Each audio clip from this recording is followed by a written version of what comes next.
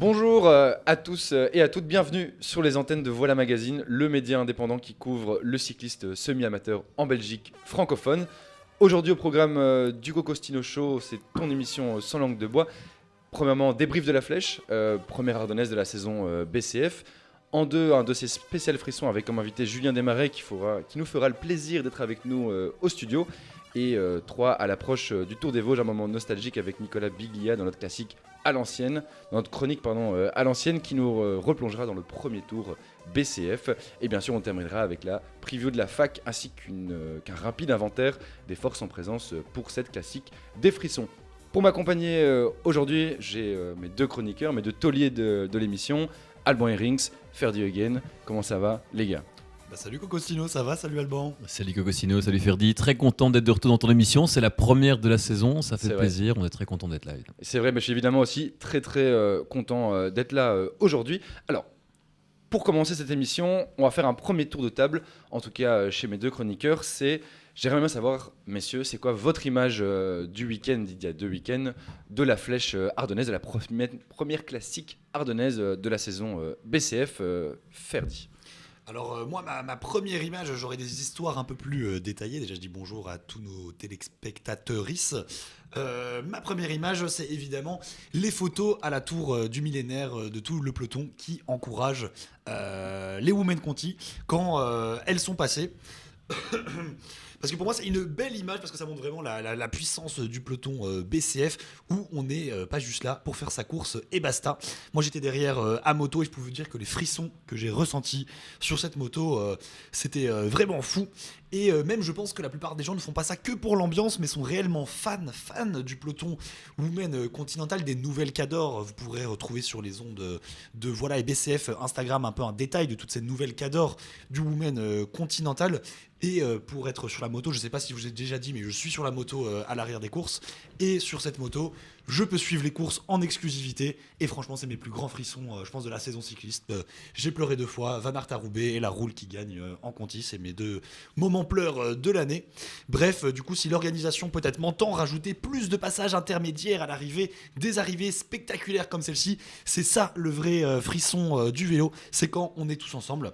Et voilà, j'ai discuté un peu avec les coureuses après du Conti dans la zone neutre, loin des caméras.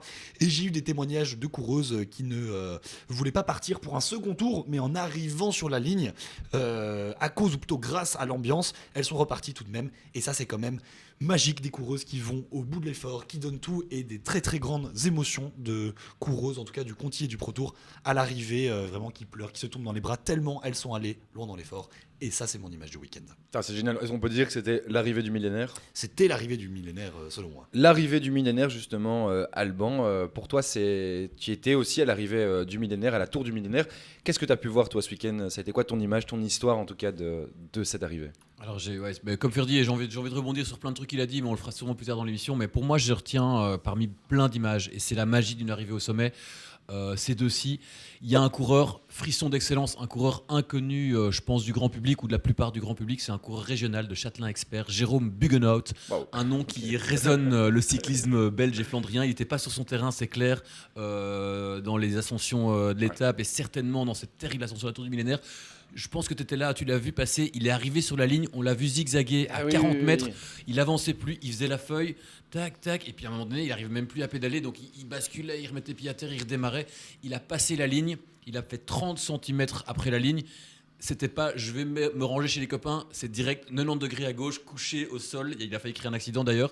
Mais Jérôme Buggenhout, donc pour moi c'était vraiment l'image du mec qui n'était pas sur son terrain, un pur Flandrien, Jérôme Buggenhout, des Châtelain Expert, qui a été au bout de l'effort. Et pour moi il incarne exactement le effort vélo passion. C'est que on va pas au sommet en dépassant les autres, mais en se dépassant soi-même. Et c'est vraiment ce qu'il a fait. Donc superbe image. Et chez Capra, en plus il avait bien mangé avant. Il s'était chargé comme un vrai pro avant. On a des images de lui, on les montrera sur le parking en train de manger 2 bols de pâtes gigantesques. Et finalement, voilà, ça, il a été au bout et dans l'émotion, et je crois qu'il a bien fêté ça après. Et une deuxième image quand même, parce que c'est très similaire, mais dans un autre style. Et Et c'est de nouveau la magie des arrivées au sommet. Quand Manon Dubus est arrivée en haut, elle Ouais. est tombée dans les bras de son Manon Dubus équipière de la de la Farbar. Farbar. Farbar Martins. Farbar Martins, et je pense qu'au montage on pourra le retrouver. Ouais. J'ai revu à l'identique, mais vraiment à l'identique, une image que j'ai vécue au sommet, à l'arrivée au Fort Saint-André, au Tour du Jura 2023. Manon Dubus en pleurs dans les bras de sa coéquipière, exactement la même image, mais on pourra les mettre l'une à côté de l'autre au montage. Ouais. C'était pile la même image, et pour moi, pleurer à une arrivée BCF, c'est montrer à quel point on met du cœur sur le vélo, et il n'y a pas besoin de mots. En fait, je vais arrêter de parler, on va la regarder, c'est vraiment un grand moment. Au montage, on la regardera évidemment. Ouais. Évidemment, c'est génial. D'ailleurs, je pense que le coureur de la Châtelain a un problème même de dérailleur. Je crois que son dérailleur était bloqué, soit sur le grand plateau, soit tout à droite. Un des deux, il m'en a parlé justement là-dessus, Ok. en venant s'excuser justement d'avoir failli causer un accident sur la ligne. Donc, en plus de tout En ça, plus de ça, dérailleur ouais. bloqué. Terrible affaire. Ferdinand, tu avais encore une petite histoire à nous raconter, peut-être sur. Ben, j'ai une autre petite histoire pour débriefer cette flèche. Alors elle se passe pas forcément en tête de course, ni même dans un groupe A, parce que c'est dans le Pro Tour B que je vous emmène avec moi, dans la course folle de la Café Longchamp, celle du maintien en Pro Tour BCF.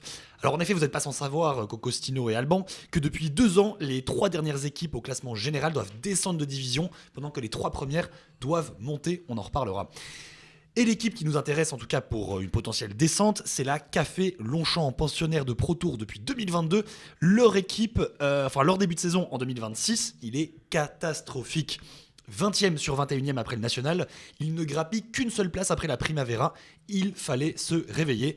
De là naît l'opération Close the Gap. Pierre Delcourt s'élance donc dans l'échappée frisson, le couteau entre les dents, pour remporter la prime valant au total 500 points d'équipe. Il ne laisse aucune chance à ses adversaires, remporte le sprint. J'en fus témoin de mes propres yeux et je peux vous dire, lorsque j'ai donné l'information à tous les autres coureurs de son équipe que je croisais petit à petit pendant la journée, je les voyais crier, mais comme un goal qu'on célèbre dans un stade. Il y avait une vraie rage, une vraie hargne, une vraie envie dans cette équipe. Mais du coup, les autres, parlons-en. Guillemin et Van den Bogart, eux, jouent la tête de course comme à leur habitude et finissent dans le top 20 avec un Pierre Delcourt héroïque qui s'accroche dans le bon groupe et fait son meilleur résultat de son histoire, ce qui lui vaudra peut-être de ne plus être considéré comme frisson. En tout cas, on ne savait pas qu'il savait faire ça. Pendant ce temps, tout le reste de l'équipe joue les segments à fond pour faire le plein de points. Et un petit point sur les stats qui s'affichent tout de suite sur votre écran. Mais si vous nous écoutez en podcast audio, je vais vous les dire aussi. Les 3 leaders qui sont allés en tête, au total, mettent 1055 points à 3. La team qui a joué les segments met 946 points. Et l'échappée frisson, du coup, comme on l'a dit, c'est 500 points. La conclusion de la journée, la Café Longchamp, c'est tout simplement la 5e équipe la plus prolifique de Pro Tour, avec 2260 points. C'est gigantesque. On parle d'une équipe de cadors du peloton alors qu'ils sont dans la zone relégable.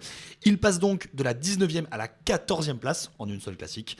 Et ils l'avaient annoncé. Ils voulaient se maintenir en gardant leur effectif de vieux copains qui n'a quasi pas bougé en 5 ans. Eux, ils sont pas dans le recrutement, aller chercher des autres. Ils voulaient se maintenir tous ensemble. Pour l'instant, c'est fait. Ils sortent enfin de la zone de relégation pour la première fois de la saison grâce à une super stratégie d'équipe bien maîtrisée. Bravo, la Café Longchamp. Ouais, Cette histoire, elle est magnifique parce que la Café Longchamp, ils ont clairement plus personne pour gagner une classique. Miguel, évidemment, on en parle toujours de l'épouvantail Miguel, mais bon, voilà, les années passant, les enfants, etc., c'est plus compliqué qu'avant. Mais ils ont vraiment fait le choix que d'autres équipes n'ont pas fait de rester en Pro Tour.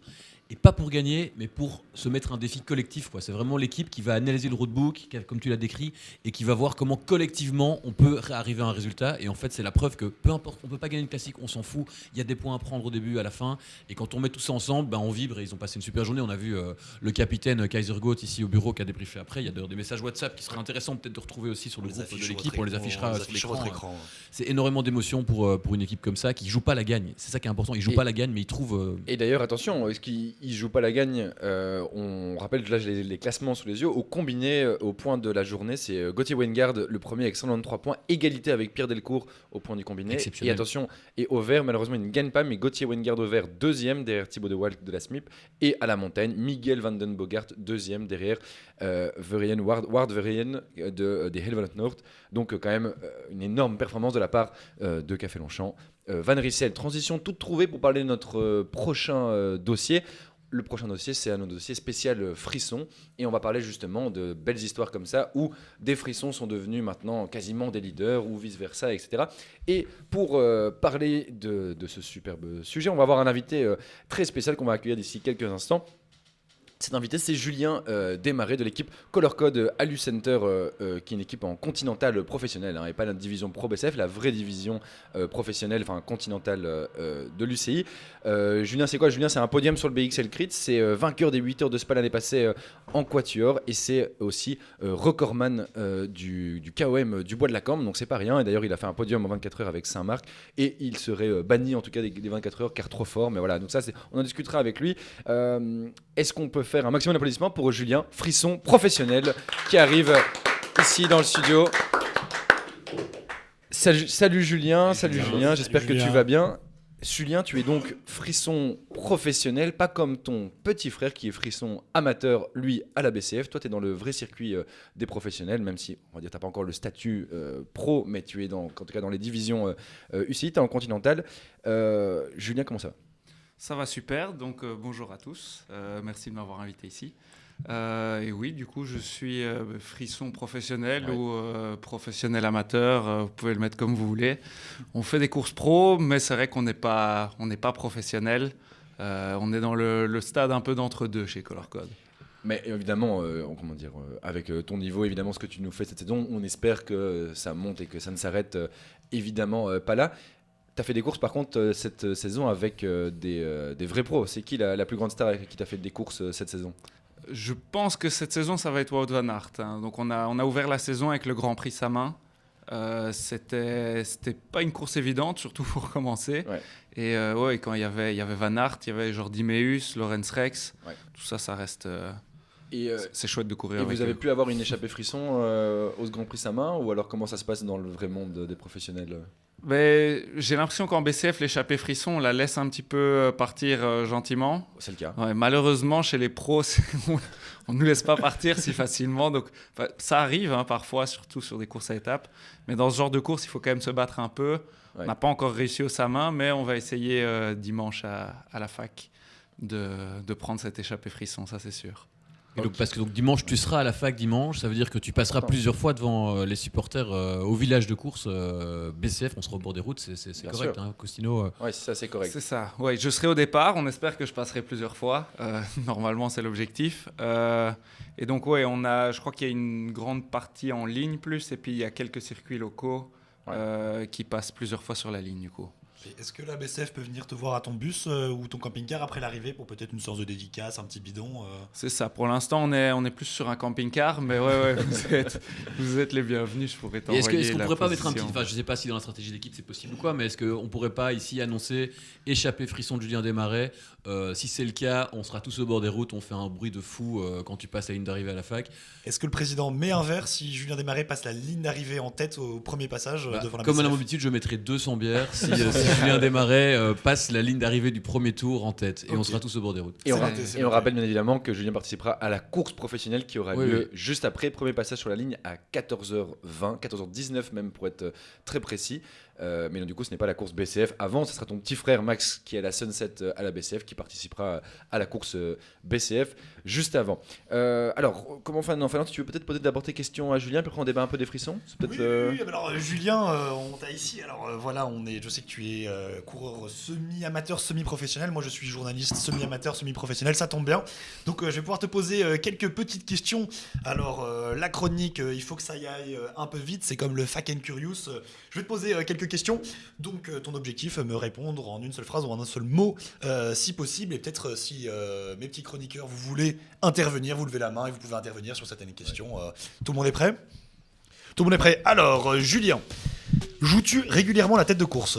Je pense que ça dépend de la course. Les courses plus dures, non. Les courses plus faciles, oui. Ok, super réponse. Quel est ton plus grand frisson en tant que coureur? Je pense que le plus grand frisson, ça va être quand j'ai fait les championnats de Belgique chez les pros il y a 3 ans. Je ne les ai pas finis parce que voilà, j'étais pas au niveau. Mais j'ai attaqué dans la roue de Remco Evenepoel qui avait le maillot de champion du monde. Ah oui. C'est surtout lui qui a attaqué. Et moi, je suis parti dans sa roue et il y avait Maxime Van Gils avec. Et j'ai juste mordu sur ma chic pour relayer avec eux jusqu'à ce qu'on se fasse reprendre et que je puisse exploser dans le Kemmelberg. Wow, et puis Remco a gagné cette course. Et c'est vrai qu'être dans la roue de Remco, c'est comme ne pas avoir de roue du tout, vu qu'il est très aéro. C'est ça, je suis pas le plus grand non plus, mais c'est vrai que derrière Remco et Maxime Van Gils, j'étais pas le plus protégé Voilà, surtout qu'il pousse fort sur les pédales. Très beau souvenir frisson. Mais attention, mais quel est ton plus grand frisson sportif en tant que spectateur? Ça peut être hors vélo. En tant que spectateur, je pense que c'est à chaque fois aux 24 heures vélo. Je pense que quand j'étais plus jeune, aux 24 heures vélo, j'adorais être sur le bord de la route et vivre ces moments avec mon unité. Parce que c'était une course en équipe et c'est toujours plus sympa les moments en équipe comme ça. Ah, génial. Du vrai frisson que beaucoup à la BCF ont sûrement déjà vécu. Est-ce que tu penses que tu t'entraînes trop par rapport à ton niveau? Je pense que je me suis entraîné trop dur peut-être en début de saison. Peut-être trop d'intensité. Après, trop en niveau d'heures, je ne suis pas certain. Je pense que pour rouler chez les pros, il faut faire beaucoup d'heures. Il n'y a pas de secret. Mais il faut ajuster en fonction de la récupération. Parce qu'on a certains frissons qui s'entraînent peut-être un peu trop pour faire 20 minutes d'échappée frisson chez nous. En tout cas, petite question sur ton frère Maxime. Frisson ou pas frisson? Maxime Frisson, je pense. Il avait très peur de s'engager avec la Sunset. Il avait peur du niveau. Il a travaillé cet hiver pour arriver à déjà suivre les courses parce qu'il avait peur de se faire lâcher juste. Et donc je pense que ça peut être un bon coureur frisson. Un bon coureur frisson, en tout cas, il n'est juste 8e au maillot blanc, sinon il remplit toutes les conditions pour être frisson. En 2 mots, un peu oui ou non, ou rapidement. Tu parles beaucoup de vélo et de préparation avec ton frère? Ou c'est un sujet où on n'en parle pas? Non, on en parle beaucoup. Déjà, il me demande des conseils pour ses entraînements. Tout cet hiver, je lui ai planifié des entraînements. Si je ne les planifie pas précisément, je lui donne des directions en tout cas.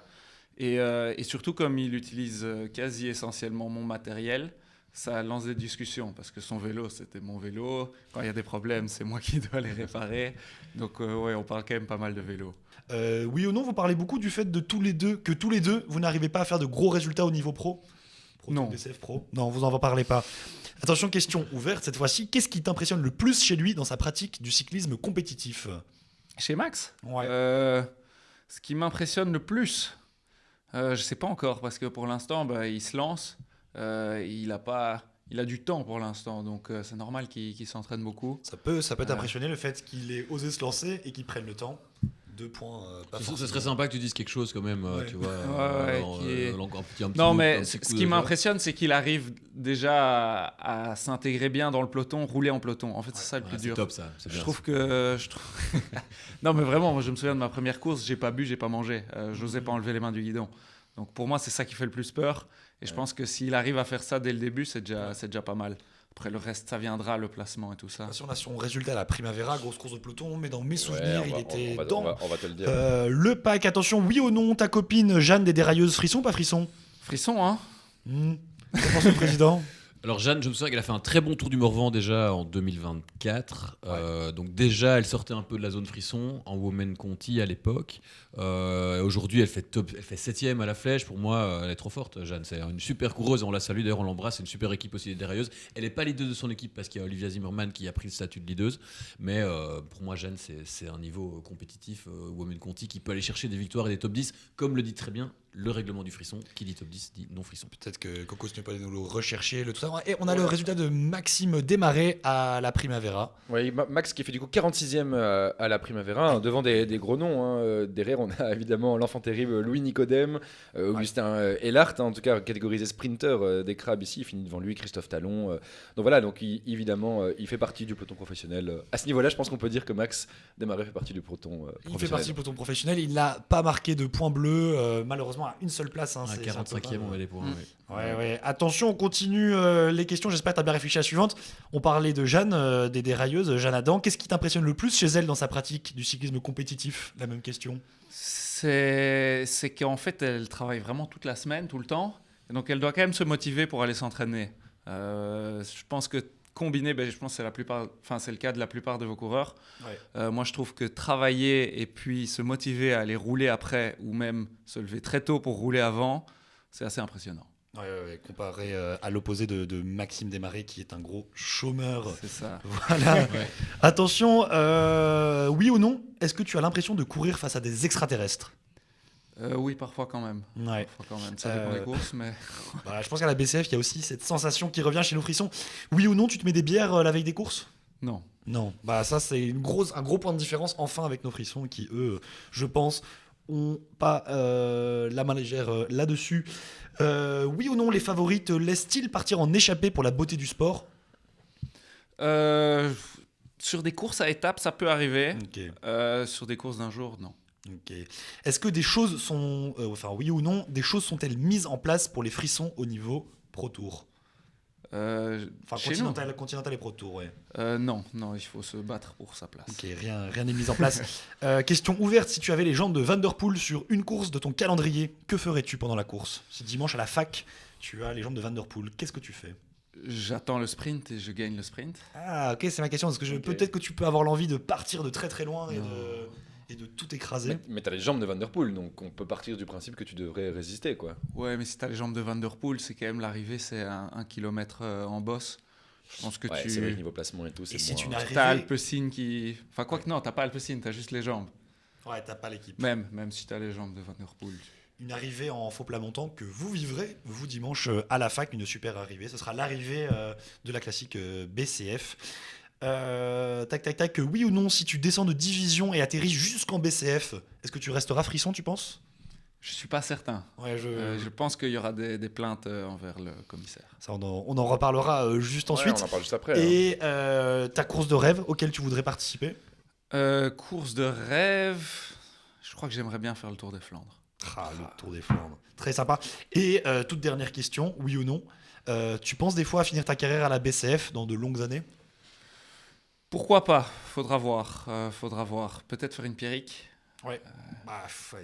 Pierrick, c'est peut-être pas un exemple à suivre Non, au mais, niveau purement cycliste. Hein, je veux dire, humainement, c'est formidable rappelle, ce qu'il propose, mais Pierrick Vernier qui courait en Elite 2 avec Bruxelles Cycling Team à l'époque, qui s'appelle Ouais. Bruxelles Cycling Project maintenant, et qui il a a sombré dans la clope et l'alcool.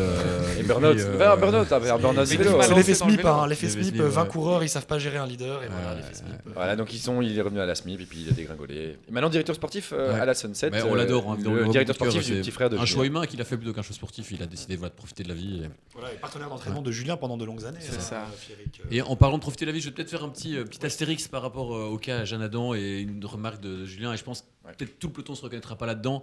Comment est-ce qu'on peut travailler, encore avoir l'envie d'aller faire du vélo après, de s'entraîner? Je pense que c'est une grande différence aussi. Et c'est moi, si je vais faire du vélo à 18h, je le fais avec la banane et j'ai envie d'aller rouler avant d'aller m'entraîner. Et je pense que c'est aussi peut-être une grosse différence. Beaucoup de gens s'entraînent pour le plaisir ou s'entraînent pas, vont juste rouler pour voir les copains, les copines. Grosse différence, ne l'oublions pas parce que c'est quand même 80-90% du peloton roule dans cette optique-là. Et si je peux me permettre aussi de refaire une petite astérix, et ça m'intéressait aussi d'avoir ton avis, Julien, là-dessus. On parlait du fait d'être motivé et donc du coup d'aller rouler. Moi, je pense que ça fait une grosse différence sur, en tout cas, le niveau entre les divisions, on va dire, provinciales, régionales, conti. J'ai l'impression qu'à partir de continental, tout le monde a cette optique de, quand même, comment dire... Je pense pas. Non, mais pas performer, mais d'être comment dire, d'être bien préparé, comme on disait Max, je me suis préparé pour m'amuser dans les courses, etc. Alors que dans des basses catégories, plus basses, provinciales par exemple, je pense que les gens sont plus dans une optique de j'y suis, et voilà, je me truc. Julien, si tu avais un conseil à donner, on va dire aux divisions provinciales chez les mecs et régionales chez les filles, un truc pour être un peu plus forte en course, mais sans que ça te bouffe toute ta semaine, tout ton temps, etc. Un conseil. Et je pense que le premier que tu avais donné, c'était avoir un vélo bien entretenu. Je pense que ça, c'est un premier. Mais un deuxième conseil? Oui, le vélo bien entretenu. Et alors, je pense, je rejoins ce que dit Alban, c'est de faire en sorte que le vélo soit un plaisir. Par exemple, aller au boulot à vélo et revenir à vélo quand il fait beau. Si vous avez un petit trajet, ça évite de devoir préparer une tranche de temps où on va faire du vélo, mais ça permet de rajouter un entraînement où, au lieu d'être coincé dans une voiture ou dans les transports en commun, on peut aller au boulot à vélo. Après, ça dépend de où on travaille, etc. Ouais. Mais je pense qu'il faut faire en sorte que le vélo soit un plaisir, parce qu'alors on va en faire plus. Ouais. Si on en fait plus, on va être plus fort.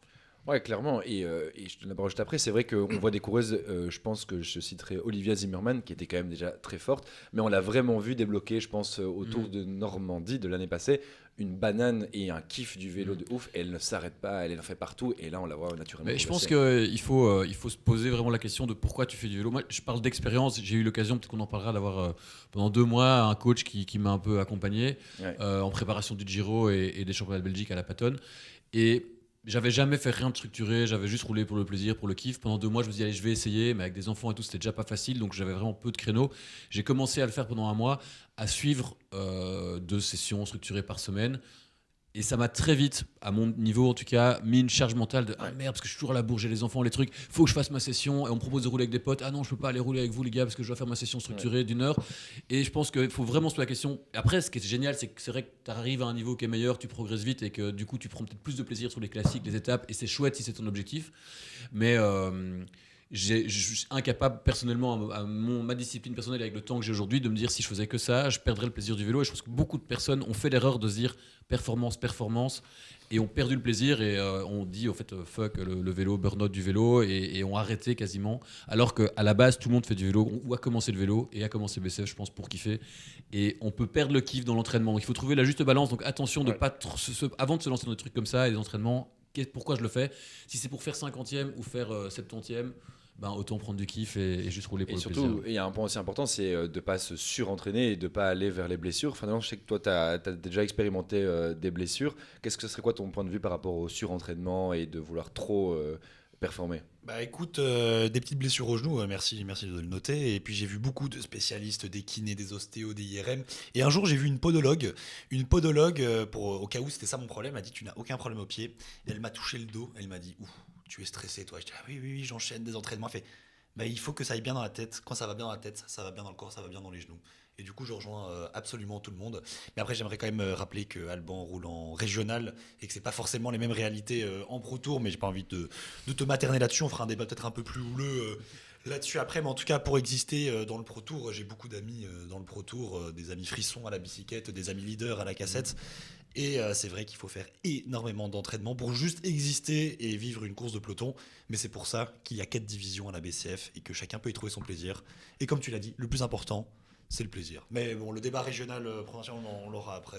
Ouais, et on rappelle pour ici, on rappelle quand même le top régional par rapport aux pelotons continentaux et Pro Tour, c'est aussi une question. Ça s'égalise avec les montées-descentes, c'est une bonne chose. Je crois qu'aujourd'hui, c'est beaucoup plus ouvert, mais c'est vrai qu'il y a eu d'ailleurs, on va en parler des promotions.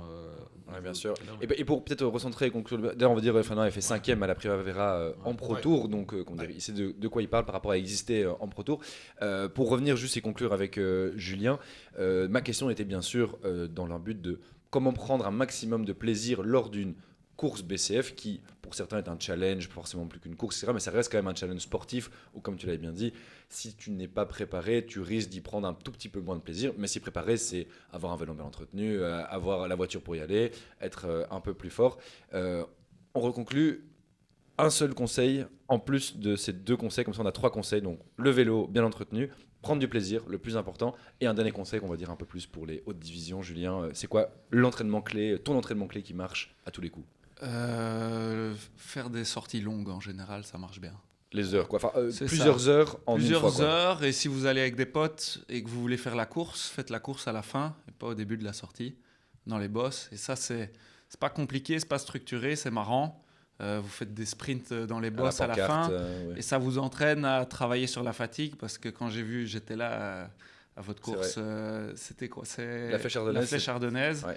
J'étais présent et j'ai vu beaucoup de défaillances dans la dernière bosse. Ouais. Ceux qui ont encore de l'énergie et du jus à la fin, en général, c'est eux qui vont pouvoir faire des résultats. C'est vrai, et comme le disait je sais plus qui, c'est une course à se gagner en sprintant, donc il faut quand même savoir sprinter jusqu'au bout. C'est un très bon conseil de faire le jeu des boss, des pancartes, etc.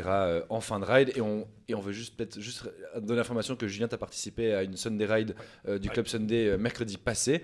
Et il y avait comme challenge de devoir te battre dans les 5 côtes répertoriées de la ride. Et tu avais fait 200 km avant pour travailler justement ça, aller combattre les chiens fous en fin de ride. J'ai un petit complément d'info sur les rides dont tu parles. Sunday, c'est tous les mercredis à 18h30. Ouais. Il y a des groupes pour tous les niveaux. Il y a un groupe B 28 km/h, un groupe A 32 km/h. Ouais. Et il y a un fast pack sans limite. Donc vous pouvez trouver votre challenge.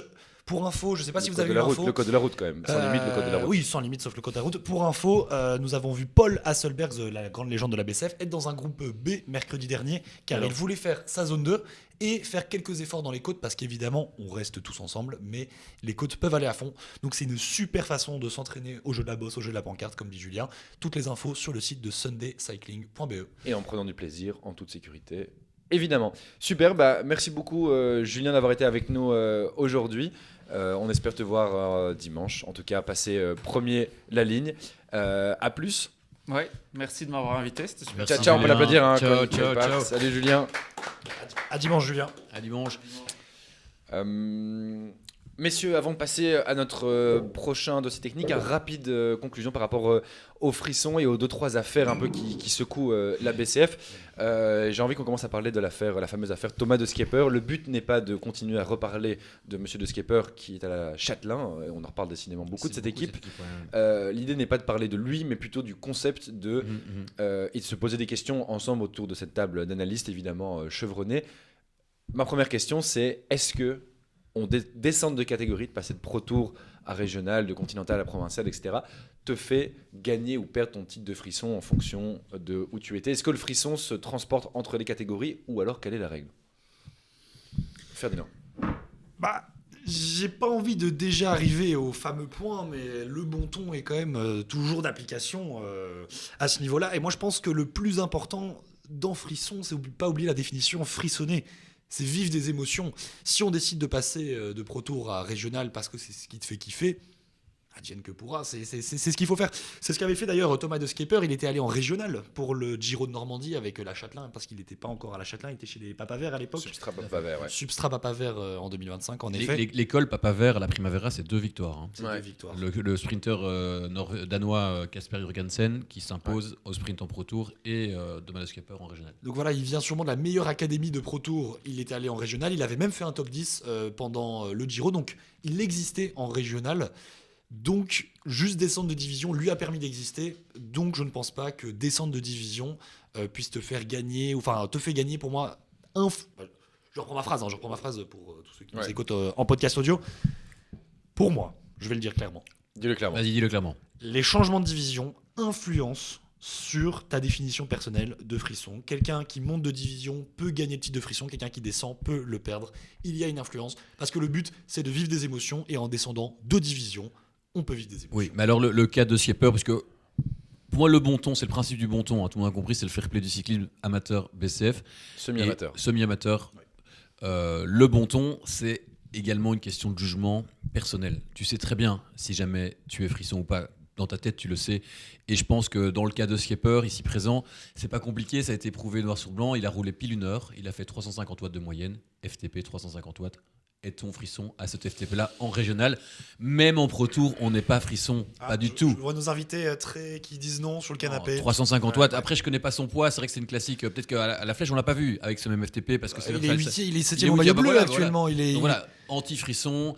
Ça a été puni et repuni. Les commissaires ont mis 100 CHF d'amende, 50 CHF, 100 points bleus. Et une retenue de 50 francs suisses tant que. Non, une retenue de 50 points bleus tant que les francs suisses ne sont pas C'est payés. ça, et ça n'a toujours pas été. C'est 5 CHF, pardon. Ouais, mais ça n'a toujours pas été payé, on attend toujours. Mais bon, la sanction est très lourde, mais c'est aussi la volonté de l'organisation d'en faire un exemple, hein, clairement. Donc le message a été passé. Mais oui, c'est clair que on prendrait un autre exemple de quelqu'un qui passerait de Pro Tour à, disons, je sais pas, j'ai pas un exemple de coureur Pro Tour qui passerait en régional, qui serait frisson, c'est possible. Mais pas dans les conditions de Thomas de Skepper. Donc il y a une réévaluation. Moi j'en ai un, justement, un coureur Pro Tour qui est passé régional, c'est Antoine Moyer-Soms, qui est bien sûr en prêt pendant 6 mois. Mais il était déjà à la frisson. Il était déjà frisson. Est-ce qu'il reste frisson? Est-ce qu'il reste frisson en régional? C'est la question, parce que Thomas de Skepper était frisson en Pro Tour. On peut tous se le dire, je suis désolé. L'an passé, il l'était, mais là, est-ce que déjà vous connaissiez la Substrat avant la victoire de Jorgensen? Oui, Kasper était dans les candidats, était le 6e nominé au Vélo d'Or. Il n'a juste pas été nominé. C'est une super équipe. Jorgensen, depuis le début, on connaît. Jan Verstraeten, surtout leur grimpeur Carolo, Jan Verstraeten, grand coureur. Xavier Thibaut de la Motte, le leader emblématique de la formation. Non, c'est une grande oui, formation. C'est vrai. Est-ce qu'on connaît à Substrat? Évidemment, on est chroniqueur de l'émission depuis des années. Et heureusement que vous l'êtes. Et d'ailleurs, j'ai une petite transition pour parler d'un autre cas de gens qui devraient monter et qui ne montent pas. Est-ce qu'on pourrait parler, parce que l'affaire de Skepper a été dénoncée par un certain TG, on ne citera pas son nom à Thomas Gazos ici, mais en tout cas, la Astana, son équipe évidemment qu'on ne citera pas, on rappelle, Majrod 2024, ils sont régionales. Ils gagnent la saison, ils roulent sur la saison avec Detienne, Schretter et puis même Gazos, double podium au Giro. C'est vrai, et Gazos et toute l'équipe. Dans les oui, mais c'est une équipe, un collectif exceptionnel. On rappelle évidemment Detienne qui remporte le WIC karting en 2024, donc c'était encore l'année d'avant. Schretter Vélo d'Or. En 2025, non, la Majrod 2024, Schretter et toute son équipe ne roulent pas la Majrod. Majrod 2025. C'est WIC 2024, Majrod 2025. Se maintenir en régional. Pour se maintenir en régional. Qu'est-ce qu'on pense évidemment Alors, de ça? C'est un peloton que je connais très bien. J'ai eu l'occasion de rouler avec les garçons. Il faut toujours d'abord reconnaître que la saison 2025 de la Astana est décevante. Ça, soyons francs, il faut une grosse saison 2024. Le week de Tienne Vélodor, Schretter Vélodor qui gagne une étape au Giro. Il passe à côté de la saison 2025, notamment le Giro catastrophique de Grégoire Schretter, qui avait vraiment, qui avait pas de jambes tout simplement. Donc ça, il faut le reconnaître. Ils font pas une bonne saison. Par contre, en fin de saison 2024, clairement, ils avaient le risque de monter au classement collectif. Ils jouent pas la Majerotte. Scandaleux. Scandaleux, on te le dit, oui. C'est ne pas jouer une classique pour ne pas monter d'un niveau. Oui, parce que la cassette l'avait fait l'année d'avant. Mais la cassette était déjà au niveau maximum. Ils l'ont pas fait par Oui, fair mais play pour laisser d'autres équipes gagner et ça n'a rien à voir. Non, on rappelle Paul Hasselberg qui met une chiche dans la première côte, s'arrête en haut de la côte et applaudit tout le monde en passant. Très drôle. C'était Très drôle, très marrant. Limite, Est-ce que le respect, mais limite respect, voilà. c'est comme La mettre même une main case. dans le dos à quelqu'un, un concurrent. tu Voilà. vois, c'est pas cool, mais Ouais. mais non. Mais par contre, moi, ce qui m'inquiète le plus, c'est qu'ils ne se sont pas seulement maintenus, c'est qu'ils ont fait une fusion avec les Jumbro. Les Jumbro de Jérémy Renard. Jérémy C'est Renard vrai. qui est pas n'importe qui. Rouleur Jérémy au Renard. grand cœur. Rouleur au grand cœur. Vainqueur- Amoureux, j'ai l'impression. sur les vainqueur réseaux, du prologue. on en reparlera peut-être. Vainqueur du prologue du Giro du Morvan. Hein. Non, non. Oui, Ouais. exactement. Non, les Jumbro, c'est une Jumbro. très grosse équipe. Grosse Ouais, équipe il le savait. En continentale. plus, il l'avait dit à personne, mais il le savait depuis le début, quoi. Il le savait Il le savait depuis le Il début. savait depuis le début. Depuis le Il y a début, il le Thibaut savait. Kindermans qui est maintenant dans les îles. Tout à fait, à La Réunion. Mais donc, ces deux embrasse. équipes qui se sont rassemblées ont quand même créé un peu une dream team régionale. Ouais. Surtout que la plupart des autres cadors du peloton régional sont montés. Oui. Artaud, Octane, monté, il fait d'ailleurs podium ici Ouais. à la Flèche, donc très haut niveau régional pour faire podium en continental directement. Ouais. Bévier. Manza, Manza. monté en pro tour Ouais. à la Grola. C'est vrai. Et j'en passe, il y a d'autres coureurs aussi. Enfin, les cadors régionaux sont montés. Donc Ouais. on a laissé vraiment le champ libre à la Astana qui reste là. Alors oui, Tous sauf un irrésistible un irréductible steak résiste toujours à la montée, Corentin Stavard. Ouais. Stavard. Le seul à les regarder droit dans les yeux et leur dire Ouais. je suis là, je suis dans votre dos et je peux encore gagner. Alors Stavard, pour moi, c'est très différent parce que Stavard, c'est un coureur qui a fait des gros résultats l'année passée. hein. Oui. Il était, mais c'est Vélo pas d'or. un grimpeur. Il est vélo d'or, évidemment. Mais Stavard, il y a un terrain qui lui correspond parfaitement, c'est la Normandie, la Primavera. Il s'est imposé en groupe B. C'est pas un coureur que je vois remporter le Tour des Vosges. Stavard, par exemple. Mais un général du bleu, petite question à mes deux chroniqueurs, est-ce que Corentin Stavard peut gagner le maillot bleu en fin de saison avec une saison régulière? Pas avec les Ardennaises. On n'en sait rien hein, parce que Stavard a pris son membership Sunday, vient s'entraîner sur les côtes, joue toutes les côtes à fond, devient de plus en plus sérieux en tout cas dans son entraînement et lui il a une vraie volonté, banane, Il a un envie, mental, il a un plaisir. mental aussi, hein. Et il a un mental, on rappelle qu'il est sauveteur en mer parce qu'il n'est même pas maître nageur, il est sauveteur. Il est sauveteur. Il est sauveteur, donc Champion ça de veut dire que Belgique de c'est sauvetage, c'est un je athlète, pense. et c'est un champion athlète. de Belgique de sauvetage, Ouais. donc évidemment il faut pas l'oublier. Et Bah, ils se du coup- détestent. Hein. On sait que c'est pas, on est concurrents. Ils se détestent littéralement. Ouais. La Astana et les Steaks, c'est une rivalité qui dure depuis des années. Mais c'est marrant parce que la Astana aime bien se mettre des équipes à dos. Maintenant, la Les Châtelain Châtelains, expert, exactement. il commence Comme à se par faire hasard, de plus en plus détester. Non, mais les Astana, voilà. Juste peut-être pour conclure Oui, ici, oui, oui, oui. Corentin Stavard 30e au bleu en régional, je pense que ça va être compliqué Ouais, quand même d'aller difficile, chercher ouais. ce maillot bleu. On rappelle juste les premiers, Adrien de Walk de la Châtelain, l'équipier de Thomas de Skipper, ou Thomas de Skipper et l'équipier, Charlie Wengler, Grégoire Schretter, deux Astana, Charlie et Grégoire dans le top. Encore une saison réussie. On espère les voir en continental l'année prochaine quand même, la Astana. C'était tout pour cette partie frisson. Parce que j'ai travaillé, j'ai fait une petite chronique. On peut peut-être terminer par ma petite chronique frisson. Ah mais attendez, mais bien sûr, il faut que tu me le dises allemand. Il y avait une chronique, j'avais une chronique frisson. Ah, ouais, j'avais Alors- l'émission. Et puis après cette chronique, je crois que Ferdinand, tu as quelque chose, un reportage à nous montrer, etc. J'ai aussi peut-être une petite chronique frisson à vous mettre. Allez. Ah, Allez, on a- ok, bon. J'introduirai Allez, la femme alors, attention. Deux chroniques frissons, un reportage, et puis on passera Oh, à je- notre dossier émotion avec. Alors, pour donner le contexte à vos téléspectateurs, je vais plutôt vous introduire la Famenne Ardennes classique qu'on appelle la fac de ce dimanche. Ensuite, et je laisse Ouais. continuer reprendre la structure de l'émission. Il y en a beaucoup de sujets, donc on va se On a concentrer. beaucoup de sujets encore. Peut-être on le fera juste après le moment nostalgie. Parfait. Et Alban, le moment promotion des bidons, c'est pour après aussi, parce que ça a enchaîné avec les. le moment promotion des bidons. Non, vas-y. Bidon maintenant, c'est pas ma chronique, mais peut-être on en parlera avec la fac. t'inquiète On pas. en parlera avec la fac, très bien. Alors, petite transition, chronique. Je vais faire un jeu, je propose un jeu, c'est la première fois qu'on propose un jeu dans l'émission. Ah, Ok. Je vais prendre mon ami Ferdi Again comme voilà, joueur. Ok. Corentin, excuse-moi, tu joueras la prochaine fois. ok, Go très Costino. bien. Je vais te poser des questions. Vous pouvez jouer également si vous écoutez l'émission en podcast ou si jamais vous regardez l'émission sur écran, vous aurez le tournoi qui va s'afficher. Je vous propose un tournoi. qui va commencer par des quarts de finale. Ok. Suite demi-finale, finale, c'est le grand tournoi des frissons pour élire le frisson des frissons. Je vais faire des oppositions entre deux frissons. On commence en quart de finale, le qualifié entre deux personnes passe en demi, et puis on recommencera les demi-finales dans le genre. Quart de finale numéro 1. Est-ce qu'on a tout le monde a compris le On est concept? prêt. Est-ce que les invités ont le droit de crier un peu Alors, on peut réagir évidemment, faudra aller vite, mais n'hésitez pas à réagir si vous n'êtes pas d'accord avec le choix de Ferdi. Il y aura 4 quarts de finale. Forcément. Je vois que j'en ai prévu 5. Donc, on va trouver un système, parce que j'ai envie de citer tout le monde. Ouais. Premier quart de finale. Ok. Dans ces deux personnes, laquelle est la plus frisson ou le plus frisson? C'est moi qui décide ou c'est Coco C'est toi qui décides. C'est moi, Ferdinand, Alors, qui décide. numéro 1, j'oppose premier duel Caroline Aouati des Chimago. Ouh. Jérôme Willox. Ça lui fera peut-être pas plaisir de citer, mais c'est un frisson. Il y a plusieurs manières d'être frisson. On peut être frisson Ouais. ambiance, on peut être frisson sportif. Je sais qu'il joue notamment les prix. Il n'a pas encore été couronné d'un sabourin qui mériterait vraiment. Ouais. Caroline Aouati, Jérôme Willox. Alors, je suis désolé, mais mon choix va être très clair. Je t'invite à relire la définition de frisson. N'a jamais porté un maillot. Willox porte tout le temps des maillots distinctifs. C'est Caroline Aouati qui passe à la suite pour moi. Deuxième duel, Antoine Meurer-Soms de la cassette maintenant actuellement à la Profitivisme pour un près de 6 mois. Ouais. Contre le Flying Dutchman, Mathieu Demore des Molteni. Le Flying Dutchman n'a pas eu le maillot vert l'an passé. Il l'a Oui, raté il de l'a peu. pas eu. Donc il n'a pas de maillot distinctif. Meurer-Soms, qui est quand même un grand Mais bonhomme. Moyersum, pour moi, on fait le concours des DS. Je te le mets premier. Je mets mes deux bras, mes deux jambes sur le fait que c'est le meilleur DS. Mais il me fait pas assez frissonner.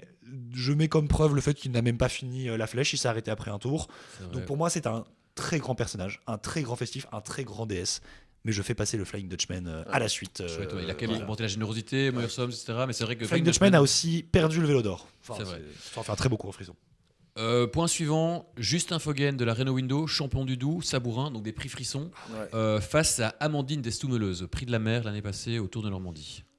Ah là là là là, mais Ah, c'est Amandine, dur, ça. Amandine, même chose, je trouve que niveau mise d'ambiance, les Stoumeleuses, je crois qu'on est sur une des meilleures équipes du peloton. En tout cas, on est ravis de les voir à chaque Ouais. fois au Tour ou au Giro.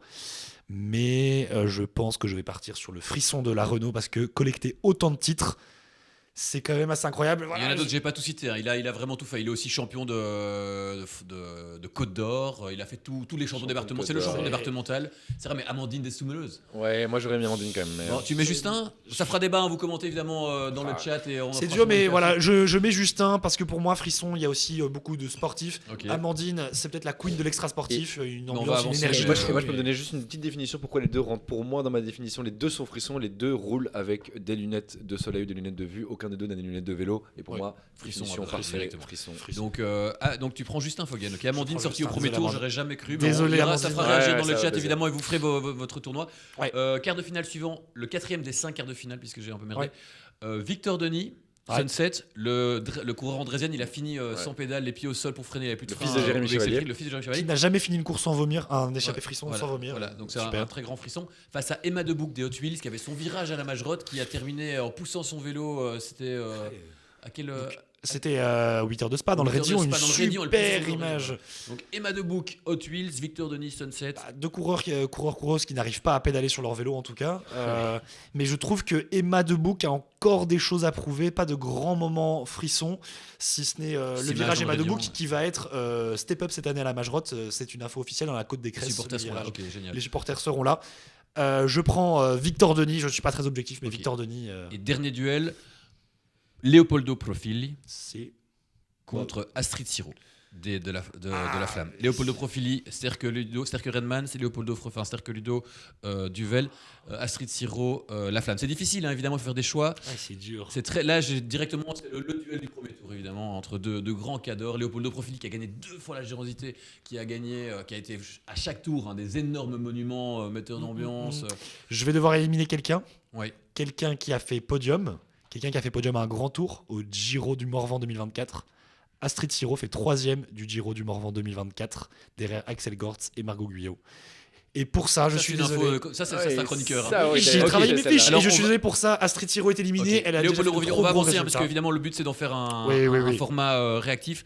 On passe au premier quart de finale. Caroline Aouati, Mathieu Demore, Chimago, Squadra Molteni, Aouati qui était 2e au prix de la générosité, prix de la mer l'année passée, Mathieu Demore, le Flying Dutchman. Et pas de justification, t'y vas. Et Euh, ça passe en finale directement. Hein. C'est Awati. Aouati en finale. Oh, Aouati en Awati, finale. ouais, ok. Je la vois Et- tout le temps dans mes petits Et là, fiches, attention, la deuxième demi-finale opposera 3 coureurs et coureuses différentes. Ok, parce qu'il faut y choisir. avait truc. Alors, on a Justin Foggen, Ok. Victor Denis et Leopoldo Profili. Non, Lequel, Lequel va en finale? Mais c'est une finale, ça. Waouh. Justin Foggen, Pour Victor moi, Denis, Léopoldo j'élimine Profili. Victor Denis, il a pas encore assez prouvé. Victor Je pense Denis, dans out. 3 ans, il sera en finale, c'est Justin sûr. Foggen, Renault Window, le champion des départements, face à Léopoldo Profili, l'ambianceur, votre Léopoldo à votre service lors de toutes les ambiances. Pour moi, le frisson, ça doit rester sur du sportif, gagner autant de prix frisson. Oh, Léopoldo Profili, je te vois venir, il a fait des maillots verts, candidature, il est sprinter aussi, c'est un très grand Il a fait sprinter. des maillots verts Non, il a failli avoir des maillots verts. Ah, ok. Attention. Et le premier chronomix de l'histoire d'un tour Oui, BCF avec oui. la roule quand même. Oui. Roule toujours Damas Pamous. Ah, putain, c'est vrai que Ouais, c'est et frisson, il a ça. quand même aussi sa tenue One Piece. Non, avec Ster qui moyen- roule Damas Pamous. Ouais, Ster qui roule Damas Pamous. Donc tu vas choisir maintenant. Alors tu as Justin Foggen, Léopoldo Profili pour la finale face à Caroline Awati. C'est parti. Tu te réponds dans 3 secondes. 1, 2, 3. Ta réponse. Léopoldo Profitivi. Ouais. Léopoldo Profitivisme. Visme, Profitivisme. C'est vrai, j'avais jamais pensé à ça. C'est Léopoldo Profitivisme. J'imagine qu'il va peut-être faire quelque chose avec la commune pour aller se faire rebaptiser. On a maintenant la finale des frissons. Qui est le plus grand frisson de l'histoire? Et commentez dans le chat parce qu'on a certainement oublié du monde. La finale, Chimago, Sterk. Caroline Awati, Léopoldo Profili, silence. Je te demande 5 secondes de réflexion et j'attends ta réponse entre ces deux immenses coureurs et coureuses. Ok, c'est parti. Ta réponse, Ferdinand. Le frisson de l'histoire. Caroline Awati, qui était très déçue de ne pas avoir remporté la générosité et le prix de la mer en Normandie, mais si elle est là, c'est qu'elle le mérite, on en parle encore aujourd'hui. Et Léopoldo Profili, le coureur tellement connu et apprécié par l'ensemble du peloton. Ça sera Léopoldo Profitivisme. Léopoldo Profitivisme, Ouais, frisson des frissons, on bravo, l'applaudit et on bravo. aura évidemment tout ça qui va s'afficher dans la vidéo, le petit tournoi qui va se mettre en place, bravo. Merci d'avoir joué. Évidemment, C'était n'hésitez dur, pas, hein. je crois qu'il y a plein de coureurs et coureuses qui méritent d'être dans ce classement aussi. On en refera à l'avenir. Voilà. Ils le méritaient tous et toutes d'arriver. Évidemment. Exceptionnel, merci messieurs pour cette superbe, ce super petit jeu, merci Alban. Avant de passer à la suite, j'avais un petit moment, alors ce petit moment un peu scoop, révélation. Nos équipes sur le terrain ont pu collecter et compiler une série d'images et de témoignages autour d'une affaire qui commence à faire de plus en plus de bruit. Ça fait longtemps qu'on en parle. Les images sortent enfin maintenant. On parle évidemment de gens qui ont progressé de façon bizarre, de façon anormale. On est sur de performance et de progression au sein de la BCF comme on n'en avait encore jamais vu. On parle quand même champion de Belgique. On parle évidemment top de catégorie. Je vous laisse avec ce petit reportage. On en parlera juste après. C'est un reportage signé Béatrice Sabourin et Stéphane Rollier.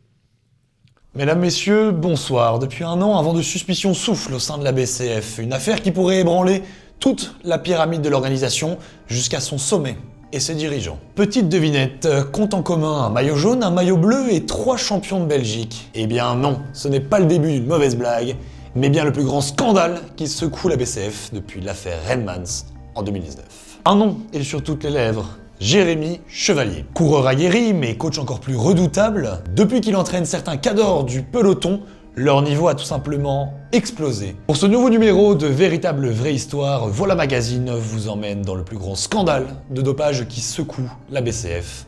Bienvenue dans la galaxie Chevalier.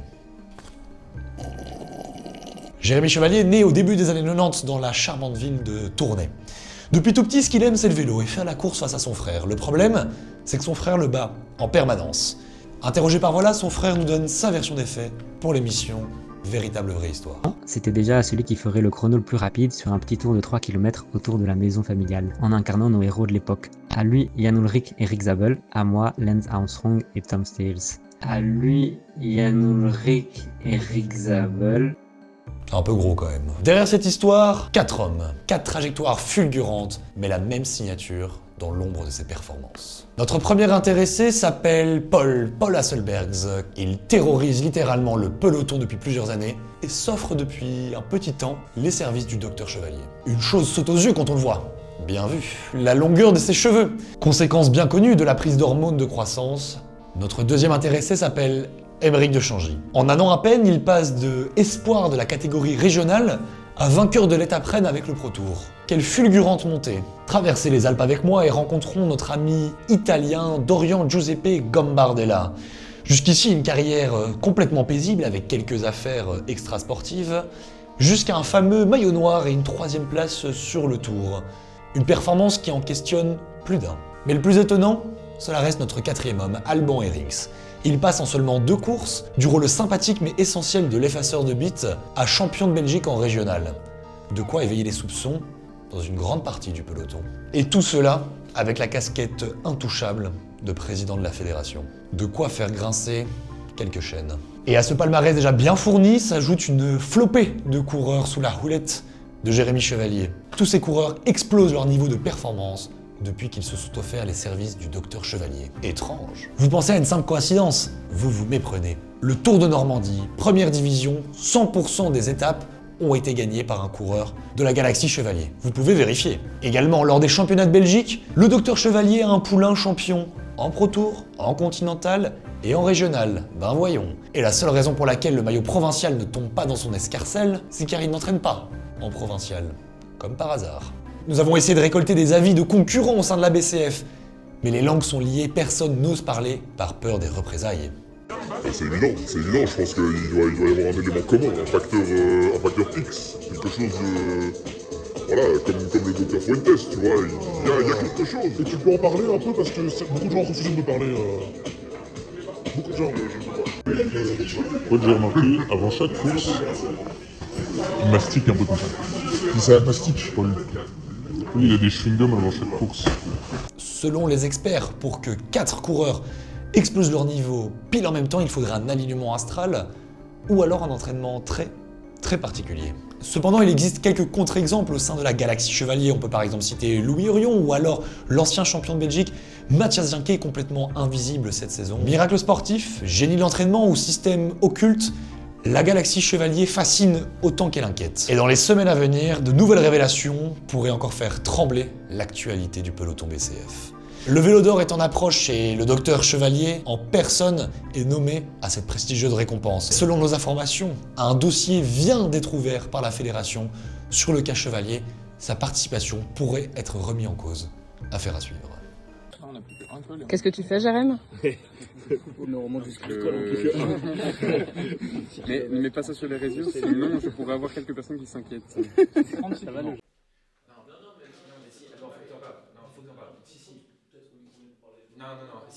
Non, Alban, faut que tu viennes, Alban, si, tu dois revenir. Non, allez, Alban, on va en discuter. Si, allez. Non, j'ai pas besoin de parler de ça. Si, c'est important. Non, mais J'ai pas besoin de parler de ça. tu dois pouvoir te justifier pour les gens. J'ai pas à parler de ça.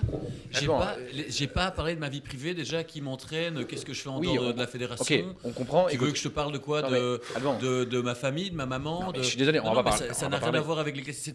Je n'ai même jamais. Je n'étais pas au courant, je ne savais pas que tu étais dedans, on ne savait pas, on l'a lancé, on pensait que c'était quelque chose sur Paul Hasselberg, etc. Non, mais déjà, la moindre des choses, tu m'invites dans ton émission, je suis dans ton chroniqueur, je suis déjà très sympa de prendre de mon temps bénévolement pour venir faire chroniqueur dans ton émission. Oui, bah tu dire ça à tout le monde non plus, c'est bon, enfin voilà. Non, mais oui, mais c'est comme ça, c'est une émission amateur. Moi, semi-amateur. J'ai d'autres gens qui veulent aussi m'intéresser, je peux être en émission où je veux, moi, en ce moment. Hein. Oui, bah écoute. Avec les président de fédération semi-amateur. Commence pas. Faut pas croire, non, mais et là, tu me lâches des trucs pareils, accusateur à charge, sans preuve.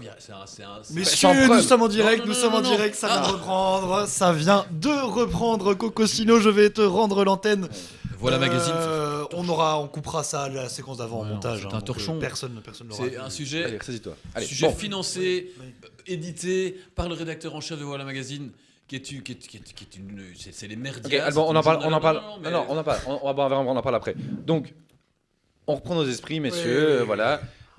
Reportage choc, on en avait, on l'avait pas encore vu ici à la rédaction, on l'a appris en live. Reportage choc sur évidemment des grands champions devenus encore plus des grands champions.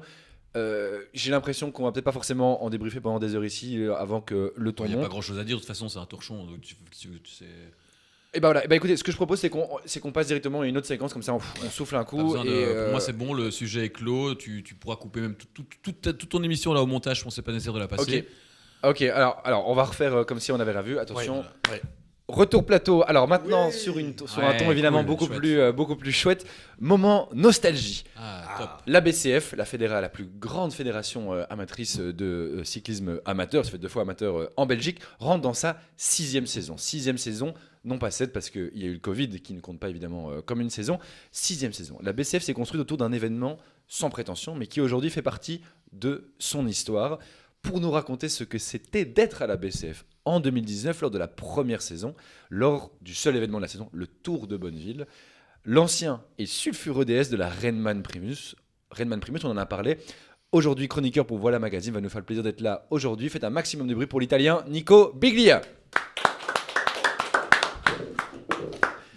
Ciao.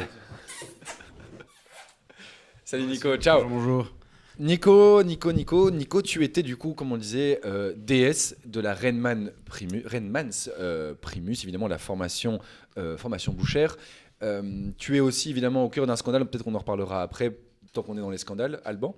Mais aujourd'hui, tu es là évidemment pour nous parler du temps des copains, évidemment, du bon vieux temps du Tour Bonneville 2019, où tu y étais, Nico, raconte-nous.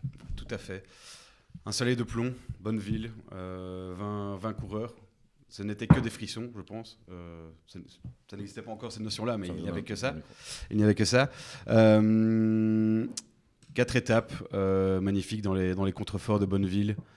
De la tôle ondulée, beaucoup d'émotions, beaucoup de fêtes, énormément de fêtes. De ce que j'entends maintenant, le peloton est un peu plus raisonnable, les jeunes sont un peu plus...